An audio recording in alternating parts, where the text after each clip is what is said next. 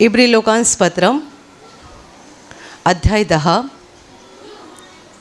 वचन 37 पासून 39 पर्यंत मी वाचून दाखवते. सर्वजण लक्ष द्या.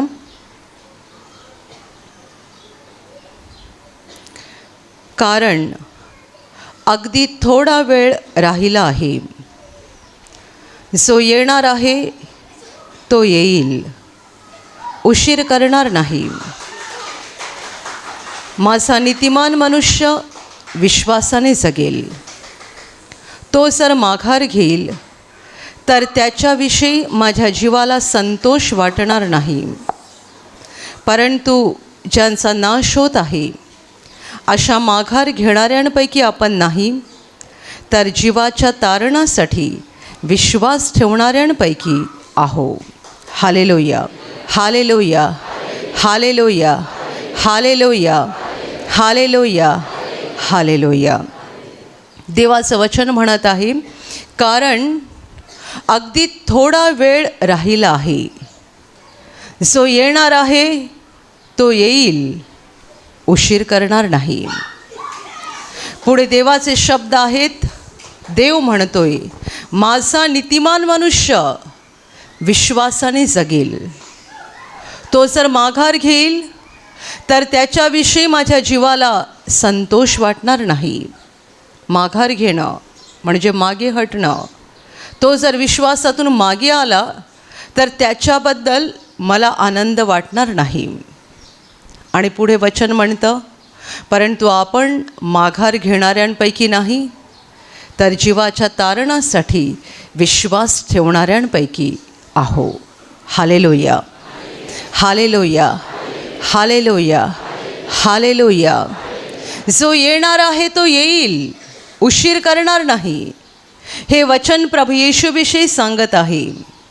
येशू ख्रिस्त या जगात एकदा येऊन गेला आणि त्याच्या पुन्हा येण्याची भविष्यवाणी बायबलमध्ये आधीच करून ठेवलेली आहे. आणि एकदा नव्हे अनेकदा लिहिलेलं आहे, येशू येणार आहे. तो एकदा आला होता मुक्तिदाता बनून, तारणासाठी आणि क्रूसावर बलिदान करण्यासाठी. तो आता दुसऱ्यांदा येणार आहे, मुक्तिदाता बनून नाही, तर न्यायाधीश बनून. आणि पहिल्यांदा तो आला होता, त्याने एका स्त्रीच्या उदरात, मरियेच्या उदरी बाळकाच्या रूपात जन्म घेतला होता. आणि जसं बाळ मोठं होत जाते तसं तो वयाने शरीराने वाढत गेला होता. येशूचं दुसरं येणं तसं नसेल. जेव्हा तो पहिल्यांदा आला होता तेव्हा कोणी त्याला ओळखलं नाही, कारण त्याने बाळकाच्या रूपात जन्म घेतला होता आणि बालकासारखा तो लहानाचा मोठा झाला होता. आता तो येणार आहे तेव्हा कुठे जन्म घेणार नाही आहे. तो आकाशातल्या मेघावर आरूढ होऊन वैभवाने, पराक्रमाने जगामध्ये येणार आहे. Hallelujah, hallelujah, hallelujah, hallelujah, hallelujah. देवावर विश्वास न ठेवणाऱ्या लोकांना या सगळ्या गोष्टी म्हणजे कथा वाटतात, कहाण्या वाटतात आणि काहीतरी भूलथापा वाटतात. पण हे सत्य आहे. देवाचा पुत्र येशू ख्रिस्त 2000 वर्षांपूर्वी मानव रूपात या जगात आला. तो का आला? आपल्याला वाचवण्यासाठी. संपूर्ण मानवजात पापाच्या दरीमध्ये नाश पावत होती. माणसाला वाचवण्यासाठी देव मानव झाला आणि तो या जगात आला. कारण कोणताही माणूस स्वतःच्या शक्तीने स्वतःला वाचवू शकत नाही. म्हणून देव स्वतः मानव बनून जगात आला आणि आपल्या पापमुक्तीसाठी त्याने बलिदान केलं. त्याने माणसांची पापं स्वतः घेतली. आपली पापं, आपले शाप, आपलं ओझं येशूने घेतलं आणि तो क्रूसावर मरण पावला. तो मेला, पण तो मरणाच्या अधीन राहिला नाही. म्हणून येशू जेव्हा मेला असं बायबल म्हणतं, तेव्हा एका ठिकाणी बायबल म्हणतं की त्याने मरण सोसलं. माणसाच्या बाबतीत मरण सोसलं म्हणत नाही, आजार सोसला असं आपण म्हणतो. मरण सोसलं कसं म्हणणार? कारण मेला तो संपला, पुन्हा आपल्याला दिसत नाही. भेटत नाही. एखादा माणूस जेव्हा आजारात दीर्घकाळ राहतो, 1 महिना 1 वर्ष, आणि मग तो त्याच्यातून बरा होतो, तेव्हा तो म्हणतो मी 1 वर्ष आजार सोसला, त्या आजारातून आता मी बाहेर आलो. पण मेल्यानंतर कोण बोलत नाही मी मरण सोसलं, कारण तो मेला की जगासाठी संपला. पण येशू असा एकटाच होता ज्याने मरण सोसलं, कारण तो मेला आणि कायमचा मरून राहिला नाही, तर मरणाच्या 3ऱ्या दिवशी विजय मिळवून जिवंत झाला.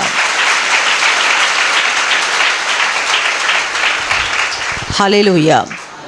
त्याने विजय मिळवला, तो जिवंत झाला.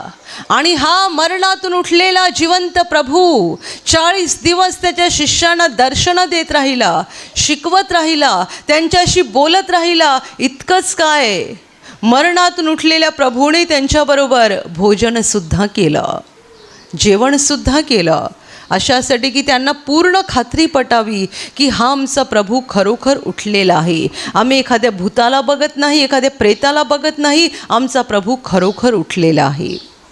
Hallelujah, hallelujah. आणि नंतर 40व्या दिवशी त्यांच्या डोळ्या देखत येशू ख्रिस्त वर आकाशामध्ये चढून गेला.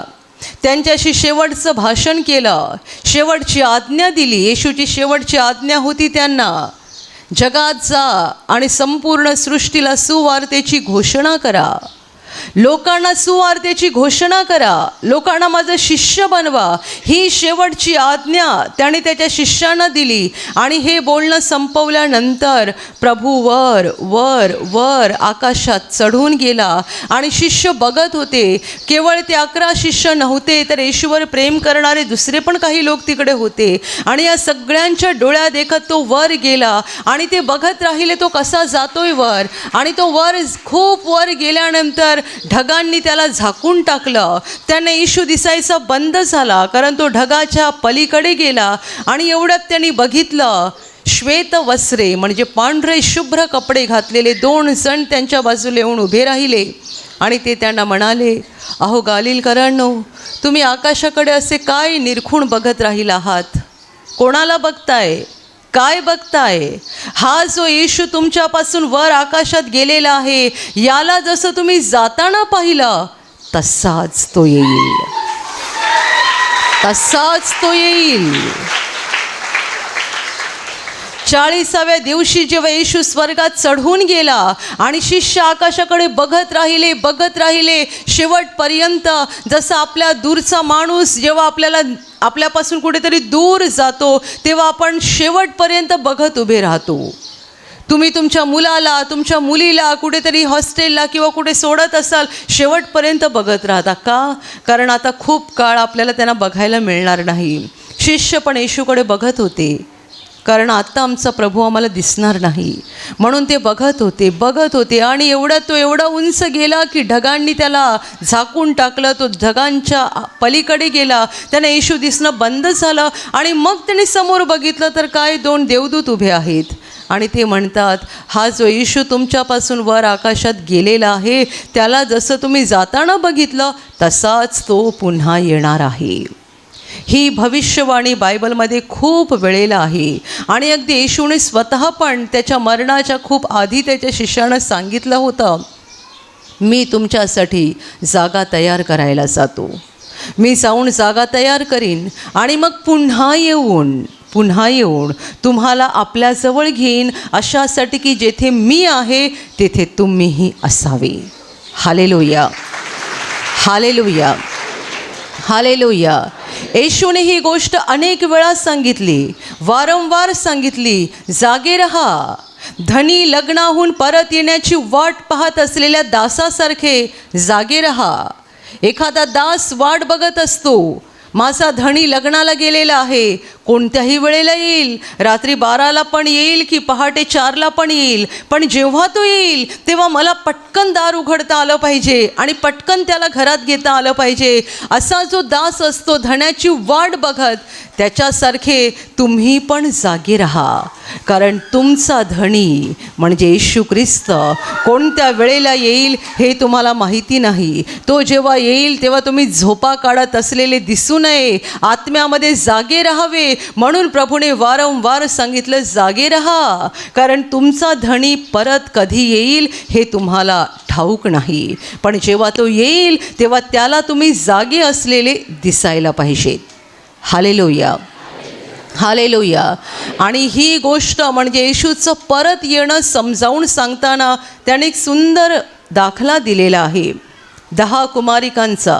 10 कुमारिका, ज्यातील 5 मूर्ख म्हटलेलं आहे, 5 जणींना शहाण्या म्हटलं आहे. कारण या 10 जणी लग्नाला निघाल्या. त्याने आपल्याजवळ दिवे घेतले होते. प्रत्येकीने आपापला दिवा घेतला होता. पण त्यातल्या ज्या शहाण्या होत्या त्यांनी सोबत जादा तेल पण घेतलं होतं, या विचाराने की जर धण्याला वराला यायला उशीर झाला तर आमचे दिवे विझून जायला नकोत, म्हणून त्यांनी सोबत जादा तेल घेतलं होतं. मूर्ख कुमारिकांनी दिवे तर घेतले पण सोबत जादा तेल घेतलं नाही. त्या लग्नाला गेल्या. वराला यायला उशीर लागला. रात्र झाली. त्यांची झोप लागली. त्यांना डुलक्या येऊ लागल्या. आणि मध्यरात्री त्यांच्या कानावर आरोळी आली, उठा, तयारी करा, वर आलेला आहे. आणि ही आरोळी ऐकता बरोबर त्या उठल्या आणि आपले दिवे नीट करायला लागल्या. तेव्हा 5 मूर्ख कुमारिकांच्या लक्षात आलं की आमच्या दिव्यातलं तेल संपत आलेलं आहे, दिवे विझायला लागलेले आहेत. विझलेले दिवे घेऊन आम्ही वरातीत जाऊ शकत नाही. आणि शहाण्यांनी अगोदरच जादा तेल आणलं होतं. त्यांनी ते आपल्या दिव्यामध्ये ओतलं. त्यांनी आपले दिवे तयार केले, पेटत राहिले आणि त्या तयार झाल्या वराला सामोऱ्या जाण्यासाठी. तेव्हा मूर्ख कुमारिका म्हणतात, तुमच्याकडचं तेल आम्हाला पण थोडं थोडं द्या. तेव्हा शहाण्या म्हणाल्या की तुम्ही जाऊन कुठून तरी विकत आणा, कारण आम्ही जर तुम्हाला तेल दिलं तर तुम्हाला आणि आम्हाला दोघांनाही ते नीट पुरणार नाही, सगळेच दिवे विझतील. त्यापेक्षा तुम्ही जाऊन कुठून तरी विकत आणा. आणि ह्या गेल्या मध्यरात्री तेल आणायला. मध्यरात्री कोणतं दुकान उघडं असेल? तोपर्यंत वर आला आणि ज्या 5 शहाण्यांची तयारी झालेली होती त्या त्याच्याबरोबर आत गेल्या. दार बंद झालं आणि पुष्कळ वेळाने कुठून तरी तेल शोधून या मूर्ख कुमारिका आल्या आणि दार वाजवायला लागल्या, प्रभूजी आमच्यासाठी दार उघडा. आतून आवाज आला, मी तुम्हाला खरंच सांगतो, मला तुमची ओळख नाही आहे, मी तुम्हाला ओळखत नाही. हालेलुया. अशी किती उदाहरणं येशूने दिली अशासाठी की प्रत्येक येशूवर विश्वास ठेवणाऱ्या माणसाला तो संदेश देत आहे, आत्म्यामध्ये जागे राहा, कारण तो कधी येईल, कोणत्या घडीला येईल हे तुम्हाला माहिती नाही आहे. पण जेव्हा तो येईल तेव्हा तुमचे दिवे पेटते असले पाहिजेत. म्हणजे तुम्ही आत्म्यामध्ये जागी असायला पाहिजे. जर तुमच्या झोपा सुरू असल्या, जर तुम्ही आत्म्यामध्ये डुलकी घेत असाल तर तो तुम्हाला हलवत बसणार नाही, तो तुम्हाला उठवत बसणार नाही. जेवढे जागे आहेत त्यांना घेऊन तो अनंत जीवनात म्हणजे स्वर्गामध्ये निघून जाईल. Hallelujah, hallelujah, hallelujah. तो येणार आहे. येशू ख्रिस्त येणार आहे. आकाशातल्या मेघावर आरूढ होऊन वैभवाने पराक्रमाने या जगात तो येणार आहे. आणि येशूच्या परत येण्याची भविष्यवाणी बायबलमध्ये अनेक वेळा केलेली आहे. आणि या शेवटच्या काळामध्ये जगभरात येशूचे सेवक पण ओरडून सांगत आहेत, येशूच्या येण्याची वेळ जवळ आलेली आहे. आता आपण जे वचन वाचलं त्यामध्ये म्हटलेलं आहे, जो येणार आहे तो येईल, उशीर करणार नाही. त्याची वेळ ठरलेली आहे. त्याने ती वेळ उघड केली नाही, प्रकट केली नाही, पण परमेश्वर पित्याने त्याच्या येण्याची वेळ ठरवलेली आहे आणि त्या वेळेला तो येणार आहे. आपल्याला काय करायचं आहे? तो येईपर्यंत आपल्याला आपला विश्वास जिवंत ठेवायचा आहे. म्हणजेच आपला दिवा पेटता ठेवायचा आहे. तो येईल तेव्हा आपण विश्वासामध्ये जिवंत असे त्याला दिसले पाहिजेत. वचन पुढे म्हणतं, देव त्याच्या लोकांविषयी म्हणतो, माझा नीतिमान माणूस विश्वासाने जगेल. विश्वासाने देव त्याच्या लोकांविषयी म्हणतो की माझे लोक विश्वासाने जगतील. पण ते जर माघार घेतील, ते जर विश्वासातून मागे हटतील तर मला त्यांच्याविषयी संतोष वाटणार नाही, आनंद वाटणार नाही, मला दुःख होईल. पण आपण माघार घेणाऱ्यांपैकी नाही, तर आपल्या जीवाच्या तारणासाठी विश्वास ठेवणाऱ्यांपैकी आहोत. हालेलुया. Hallelujah, hallelujah. माझ्या प्रिय भावांनो आणि बहिणींनो, जेव्हा आपण येशूवर विश्वास ठेवतो आणि हा विश्वासाचा प्रवास सुरू करतो, तेव्हा सुरुवातीला आपल्याला खूप चांगले चांगले चांगले अनुभव येतात आणि म्हणून आपल्याला खूप आनंद वाटतो, आपल्यामध्ये एक उत्साह असतो आणि उत्साहाने आपण मागत राहतो, प्रार्थना करत राहतो, देवाची स्तुती करत राहतो, वचनं बोलत राहतो. पण हे देखील समजून घ्या, हा विश्वासाचा प्रवास आपल्याला वाटतो तेवढा सोपाही नाही आहे. कारण या प्रवासामध्ये अडथळे आहेत, काटे आहेत, खड्डे आहेत. या विश्वासाच्या प्रवासामध्ये अडथळे फार आहेत. अडथळे कुठे नाही आहेत माहीत आहे? नाशाकडे जाणारा रस्ता मोठा पसरट आहे, तिथे अडथळे फारच कमी आहेत, तिथे संकट फारच कमी आहेत. येशूने 2 रस्ते दाखवलेले आहेत, 2 रस्ते, अरुंद रस्ता आणि रुंद रस्ता. रुंद रस्ता मोठा पसरट आहे. येशू म्हणाला त्यातून आत जाणारे पुष्कळ आहेत, पण तो जातो कुठे? नाशाकडे. अरुंद रस्ता, रुंद म्हणजे पसरट मोठा, ज्यावरून पुष्कळ जण जातात, तो चाललाय नाशाकडे म्हणजे नरकाकडे. आणि येशू म्हणाला अरुंद रस्ता, संकुचित वाट. तुम्हाला शेतातली पाऊलवाट चांगली माहिती आहे. अरुंद वाट, अशी अरुंद वाट जीवनाकडे जाते. त्या वाटेवरून चालताना खूप सांभाळावं लागतं. इकडून पण तोल जाऊन चालत नाही, तिकडून पण तोल जाऊन चालत नाही. कधी कधी बाजूला दरी पण असते. सांभाळत एक एक पाऊल पुढे टाकावं लागतं. अरुंद रस्ता कष्टाने, दुःखाने, त्रासाने, अडथळ्याने भरलेला असतो. कारण या रस्त्यावरून आपण पुढे जाऊ नये म्हणून तो दुष्ट म्हणजे सैतान सतत आपल्याला त्रास देतो, सतत आपल्याला अडथळे आणतो. पण येशू म्हणतो हा रस्ता जीवनाकडे जातो आणि जितक्यांना तो सापडतो तितके थोडके आहेत. या एका वचनावरून येशूने हे उघड सांगितलं की नरकात जाणारे लोक पुष्कळ आहेत आणि स्वर्गात जाणारे लोक थोडके आहेत. कारण येशूच म्हणाला जीवनाचा रस्ता ज्यांना सापडतो ते थोडके आहेत. मग तुम्ही समजा की तुम्ही आणि मी आपण किती धन्य आणि आशीर्वादित लोक आहोत ज्यांना तो जीवनाचा रस्ता सापडला. आणि येशू म्हणाला ते थोडके आहेत ज्यांना जीवनाचा रस्ता सापडतो. मी लोकांना म्हणते आमच्या निकनेच्या प्रार्थना घरात यायचं म्हणजे खरोखर स्वर्गाच्या रस्त्यावरून प्रवास करायचा. किती लांब, किती आतमध्ये, आणि आता रस्ता दुरुस्त झाला. पूर्वी त्या रस्त्याची अवस्था पण किती वाईट होती. पण असाच आत्मिक अर्थाने स्वर्गात जाण्याचा रस्ता खडकाळीचा, त्रासाचा आणि अडथळ्याचा आणि अरुंद आहे. पण येशू म्हणतो ज्यांना तो सापडतो ते थोडके आहेत. Hallelujah, hallelujah, hallelujah, hallelujah. आणि म्हणून आपल्याला काय केलं पाहिजे? देव म्हणतो की माझा नीतिमान माणूस विश्वासाने जगेल. विश्वासाने आम्हाला आमचा विश्वास जिवंत ठेवला पाहिजे. कितीही अडथळे येवोत, कितीही त्रास हो, कितीही संकटे येवोत, पण आम्हाला विश्वास सोडायचा नाही आहे. कारण आम्हाला माहीत आहे आम्ही ज्या रस्त्यावर आहोत तो अरुंद रस्ता आहे, कष्टाचा रस्ता आहे, पण हा रस्ता जीवनाकडे जात आहे. एकदा आम्ही हा रस्ता पार केला की आम्ही आमच्या प्रभूला बघणार आहोत आणि अनंत काळ आम्ही त्याच्याबरोबर गौरवात, हसत, आनंदात, शांतीत राहणार आहोत. Hallelujah, hallelujah, hallelujah, hallelujah, hallelujah. काही महिन्यांपूर्वी आपल्या नायगावच्या प्रार्थना घरात एका वयस्कर बंधूने साक्ष दिली होती. मला वाटते 70-75 वय असेल त्यांचं, आणि ते हिंदी भाषिक होते. ते म्हणतात मुंबईला राहतात. ते म्हणाले मी इथे काही महिन्यापासून प्रार्थनेला येतो आणि इथे सगळे म्हणायचे डहाणूच्या प्रार्थना घरात एकदा जाऊन बघा, डहाणूच्या प्रार्थना घरात एकदा जाऊन बघा. मी इतके महिने इकडे आलो आणि अनेकांकडून ऐकत राहिलो डहाणू का प्रार्थना घर, डहाणू का प्रार्थना घर. तर मी असा विचार केला काय असेल तिकडे एवढं भारी. इकडे नायगावचे पण लोक म्हणतात डहाणूच्या प्रार्थना घरात एकदा जायला पाहिजे. ते काय असेल एवढं भारी, म्हणून मी विचार केला मी पण एकदा जातो. आणि मग मी निवासी शिबिरासाठी नाव नोंदणी केली आणि मग मी आलो सोमवारी. आणि त्या माणसाचे शब्द आहेत, मी तुम्हाला काय सांगू, मी डहाणूच्या प्रार्थना घरात प्रवेश केला आणि मी साक्षात तिकडे येशू ख्रिस्ताला बघितलं.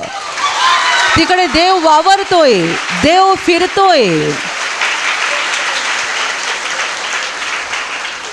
ते हिंदीमध्ये बोलत होते आणि एक वयस्कर बंधू असं बोलत होते. बोलताना एवढा जीवाला आनंद झाला.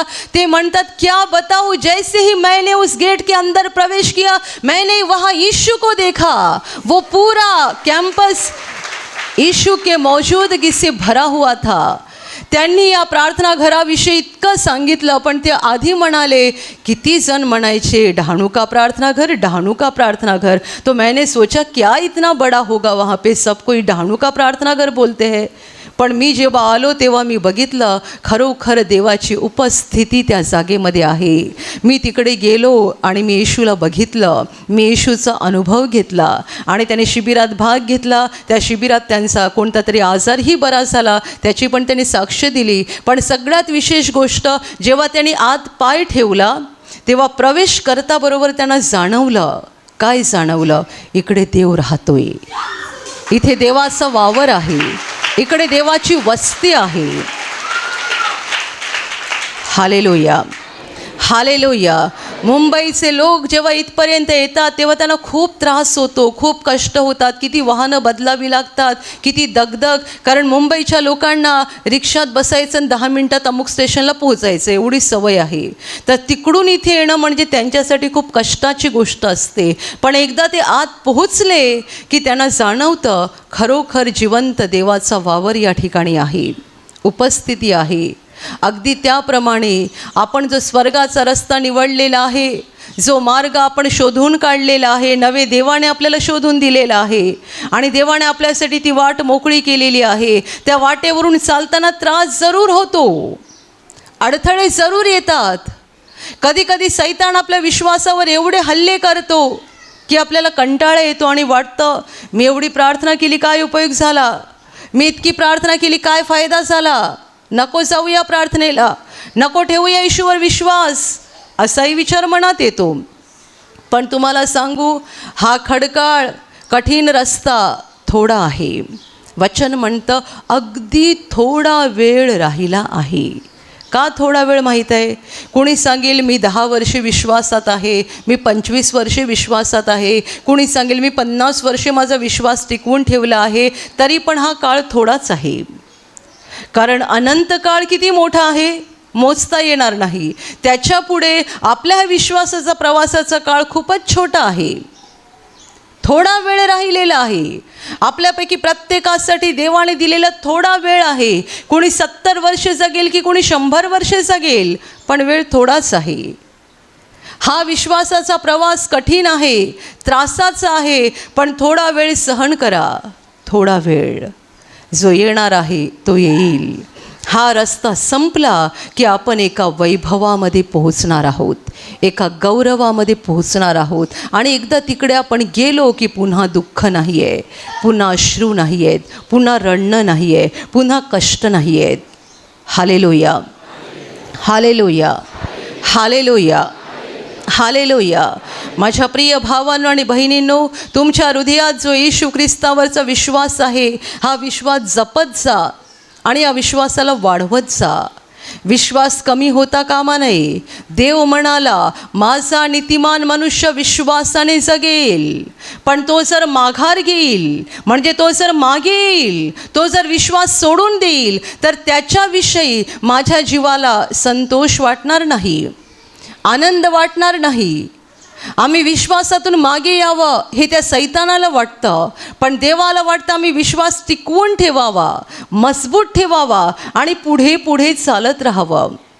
ज्या वेळेला येशूचं दुःख सहन जवळ आलं होतं, त्यावेळेला तो त्याच्या शिष्यांना काही गोष्टी सांगत होता. पण शिष्यांना मात्र हे अजिबात समजत नव्हतं की आमचा प्रभू अशा रीतीने हाल हाल भोगून मरणार आहे. शिष्याने येशू बरोबर एक गौरवाचं आणि विजयशाली जीवन बघितलं होतं.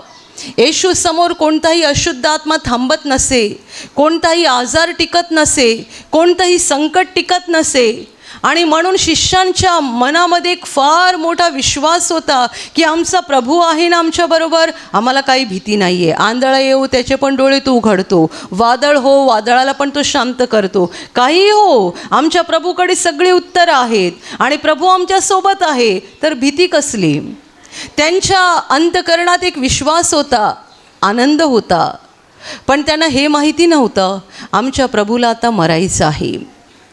तो फक्त आजारानं बरं करायला आला नाही आहे, तो पापमुक्तीसाठी आलेला आहे. तर पापमुक्तीसाठी तो स्वतःच्या शरीराचा यज्ञ करणार आहे, स्वतःचं शरीर क्रूसाला टांगून घेणार आहे, तो स्वतःचं बलिदान करणार आहे. हे त्यांना समजत नव्हतं.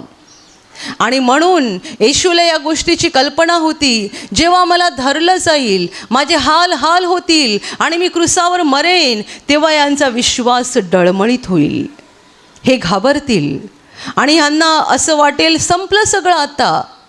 आमचा प्रभू ज्याच्यावर आम्ही एवढी भिस्त ठेवली होती त्यालाच लोकांनी धरलं आणि तोच एवढ्या दुर्बळ अवस्थेत मेला, तर आता आमचं काय होईल.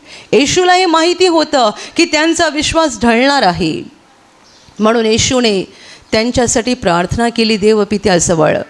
आणि दुःख सहनाच्या काही अगोदर येशूने आपल्या शिष्यांना सांगितलं, मुख्य शिष्य शिमोन पेत्र याला सांगितलं, शिमोना शिमोना, गव्हासारखे तू माझ चाळावे म्हणून सैतानाने मागणी केली आहे, पण मी तुझ्यासाठी प्रार्थना केली आहे. तू वळलास म्हणजे तुझ्या भावांना स्थिर कर. अतिशय गूढ असे शब्द होते, शिमोनाला काही कळलं नाही. शिमोना शिमोना, तुम्हास गव्हासारखे चाळावे म्हणून सैतानाने मागणी केली आहे. हे येशू काय सांगत होता, तुम्ही माझ्यावर विश्वास ठेवलेला आहे, हा तुमचा विश्वास खरा की खोटा, मजबूत की दुबळा, हे तपासण्यासाठी सैतानाने देवाकडे मागणी केली आहे. मला यांना तपासू दे, मला यांचा विश्वास पारखू दे. म्हणजे काय होणार आहे, तुमच्या विश्वासावर हल्ला होणार आहे. सैतानाने मागणी केली आहे असे येशू म्हणाला. पण तो पुढे म्हणतो, पण मी तुझ्यासाठी प्रार्थना केली आहे. तू वळलास म्हणजे तू परत एकदा विश्वासामध्ये स्थिर झाला की तुझ्या भावांना म्हणजे दुसऱ्या शिष्यांना पण स्थिर कर. Hallelujah, hallelujah, hallelujah. येशूच्या शिष्यांना गव्हासारखं चाळावं, त्यांचा विश्वास हलवावा आणि त्यांचा विश्वास संपवून टाकावा, यासाठी पण सैतानाने प्रयत्न केले. तर तो आपल्यासाठी किती करत असेल सांगा. आणि झालं तसं. ज्या घडीला येशूला धरलं गेलं त्या घडीला शिष्य घाबरले आणि सगळे सोडून पळून गेले. गेतसेमनी बागेत गुरुवारी रात्री जेव्हा येशूला धरलं गेलं तेव्हा शिष्य घाबरले आणि सोडून निघून गेले. पेत्र होता, हा शिमोन पेत्र, पण त्याला पण एवढी काही हिंमत झाली नाही की प्रभूच्या बरोबर चालत राहावं. तो तर मागून लांबून चालायला लागला आणि बघत होता हे शिपाई येशूला कुठे नेत आहेत, काय करतायत, त्याचं काय होईल. बाकीचे तर पळून गेले आणि शिमोन पेत्र आणि अजून एखाद दुसरा शिष्य थांबून होता, ते सगळे लांबून जात होते. म्हणजे प्रभूला शिपाई पुढे नेत होते, हे फार लांबून जात होते. म्हणजे आम्ही त्याचे शिष्य आहोत हे त्यांना कळता पण कामा नाही. आणि मग हळू मागे जात राहिले. येशूला मुख्य याजकाच्या वाड्यामध्ये नेलं गेलं आणि येशूची आतमध्ये चौकशी चालू होती. पेत्र बाहेर अंगणामध्ये उभा राहिला. आतमध्ये येशूची विचारपूस सुरू आहे, त्याला प्रश्न विचारले जात आहेत, त्याच्यावर आरोप ठेवले जात आहेत. पेत्र त्या वाड्याच्या बाहेर अंगणामध्ये शेकोटीभोवती उभा राहिला होता आणि तेवढ्यात एका बाईने त्याला ओळखलं. मुख्य याजकाच्या घरात काम करणारी ती नोकराणी होती, दासी. तिने पेत्राला ओळखलं आणि ती पेत्राला म्हणते, तू पण त्या माणसाचा शिष्य आहेस ना. पेत्र म्हणाला, नाही, मी नाही त्याला ओळखत. थोड्या वेळाने अजून एका माणसाने पेत्राला बघितलं. त्यानेही त्याला विचारलं, तू त्या माणसाचा शिष्य आहेस ना. पेत्र म्हणतो, नाही, मी शपथ घेतो, तुम्ही काय सांगता मला कळत नाही, मी शपथ घेतो मी त्याचा शिष्य नाही आहे. तिसऱ्यांदा परत एक बाई आली, तिने तेच सांगितलं, तू पण त्या येशूचा शिष्य आहेस. तिसऱ्यांदा पेत्र म्हणाला, नाही नाही, मी तुम्हाला खरं सांगतो, मी त्या माणसाला ओळखतच नाही आहे. पेत्र एवढा घाबरला होता, कारण येशूचे मध्ये चाललेले हाल तो अंगणातून बघत होता. तो म्हणतो, नाही नाही, मी नाही ओळखत. जेव्हा पेत्र तिसऱ्यांदा बोलला, मी त्याला ओळखत नाही, तेव्हा लगेच कोंबडा आरवला. कारण हे चिन्ह येशूने पेत्राला आधी दिलं होतं, खूप आधी. कोंबडा आरवला आणि कोंबडा आरवता बरोबर येशू जो आतमध्ये उभा होता त्याने वळून अंगणात पेत्राकडे बघितलं. बायबल म्हणतं, येशूची आणि पेत्राची नजरानजर झाली आणि पेत्राला लगेच आठवण झाली, प्रभू बोलला होता, आज पहाटे कोंबडा आरवण्याआधी 3 वेळा तू मला नाकारशील. येशू आतमध्ये वाड्यात उभा होता, तिकडे त्याचे हाल सुरू होते.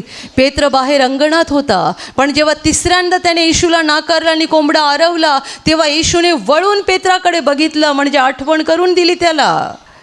आणि येशूची आणि पेत्राची नजरानजर होता बरोबर पेत्राला आठवण झाली आणि तो बाहेर जाऊन मोठ्या दुःखाने रडला, कष्टाने रडला. केवढा मोठा विश्वास ठेवला होता तो. तर येशूला म्हणाला होता, प्रभूजी तुझ्यासाठी तर मी मरायला पण तयार आहे, मी तुझ्यासाठी मरायला तयार आहे. आणि तेव्हाच येशू त्याला बोलला होता, काय तू माझ्यासाठी मरणार आहेस काय? मी तुला सांगून ठेवतो, आज पहाटे कोंबडा आरवण्याच्या आधी 3 वेळा तू मला नाकारशील.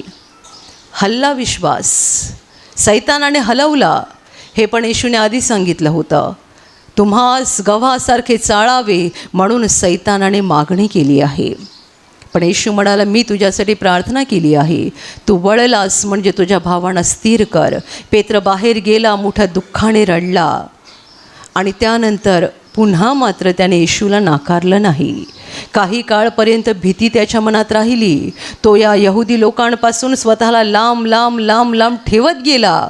पण अशी वेळ आली ज्या वेळेला पेत्रावर पवित्र आत्म्याचा वर्षाव झाला, सगळी भीती निघून गेली आणि पेत्र हिमतीने धैर्याने येशूची सुवार्ता सांगायला लागला. आणि पेत्राचा शेवट कसा झाला माहीत आहे?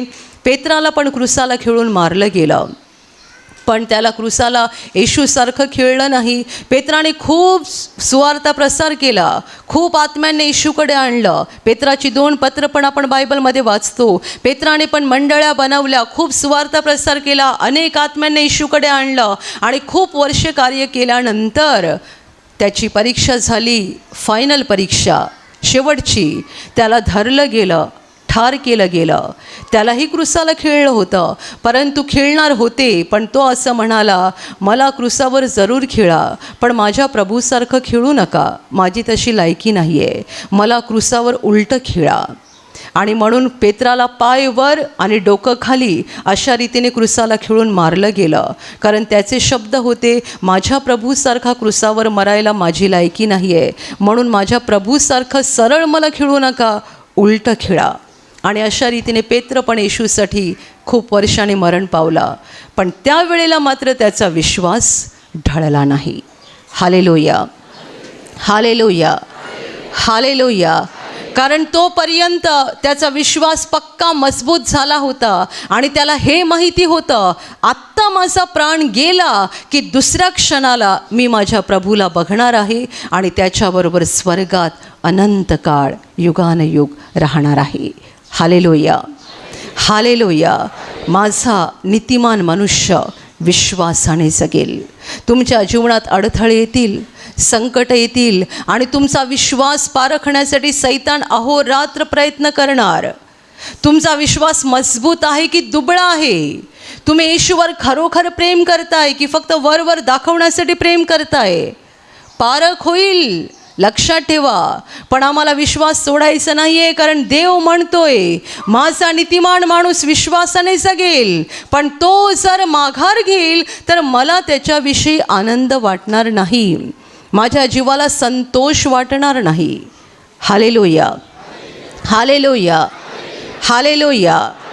विश्वासामध्ये टिकून राहा आपण जो येशूवर विश्वास ठेवलेला आहे तो 1 दिवसासाठी आणि 2 दिवसासाठी नाही, आपल्याला शेवटपर्यंत विश्वास ठेवायचा आहे. प्रकटीकरणाच्या पुस्तकात येशूने म्हटलं आहे, मरेपर्यंत विश्वासू राहा म्हणजे मी तुला जीवनाचा मुकुट देईन. अनेक लोक हा विश्वास सोडतात आणि माघारे जातात. विश्वासामुळे संकट आली, विश्वासामुळे छळ झाला, विश्वासामुळे त्रास झाला. किती लोकांची बोलणी पण ऐकावी लागतात. लोक म्हणतात, तू येशूवर विश्वास ठेवतो ना, मग तुझ्या बाबतीत असं का झालं? तू येशूवर विश्वास ठेवतो ना, मग तसं का झालं? काही लोकांच्या बाबतीत असं असतं की ते त्यांच्या जीवनातल्या वाईट सवयी सोडू शकत नाहीत आणि मग लोक त्यांना वारंवार टोचत राहतात. तू प्रार्थनेला जातो ना, काय उपयोग आहे? तू प्रार्थनेला जाते ना, काय उपयोग आहे? तू प्रार्थनेला जातो, तुझा स्वभाव बदलत नाही. तू प्रार्थनेला जाते, तुझं वागणं बदलत नाही, काय उपयोग आहे? काय फायदा आहे? आणि हे पण ऐकून ऐकून ऐकून शेवटी वैताग येतो आणि असं वाटते जाणारच नाही आहे प्रार्थनेला. घरातले पण बोलतात, तू प्रार्थनेला जातो ना, उपयोग काय?